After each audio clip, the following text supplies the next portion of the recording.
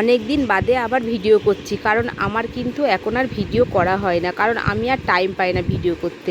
বাড়ির লোক আজকে অনেকটা খয়রা মাছ নিয়ে এসেছে, সেই জন্য আজকে খয়রা মাছটা গাছের কাটা বেগুন দিয়ে গা রসা করেছিলাম। খেতে এতটা ভালো হয়েছে কি বলবো, তাই ভাবলাম আপনাদের সঙ্গে একটু শেয়ার করি। আর বাড়ির লোক সকাল সকাল আজকে ঘুম থেকে উঠেই খয়রা মাছ কিনে নিয়ে এসেছে, আর খয়রা মাছটা অনেকটা নিয়ে এসেছে। এতটা খয়রা মাছ একদিনে খাওয়া যাবে না, তা খয়রা মাছ আমি ভাবছি একদিন কাঁচা রান্না করে খাওয়াবো, সেটা আপনাদের সঙ্গে অবশ্যই শেয়ার করব।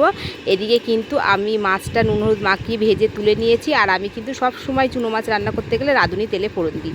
আচ্ছা, বেগুন আলুটা ভেজে একটু টমেটো দিয়ে এখানে মশলার মধ্যে দিয়েছি সর্ষে, কাঁচা লঙ্কা আর সামান্য একটু জিরে, সেটাকে দিয়ে ভালো করে কষিয়ে নিয়ে স্বাদ মতো লবণ হলুদ দিয়ে দিলাম। আমার আর একটু হলুদ লাগবে, আমি একটু হলুদ দিয়ে দিচ্ছি।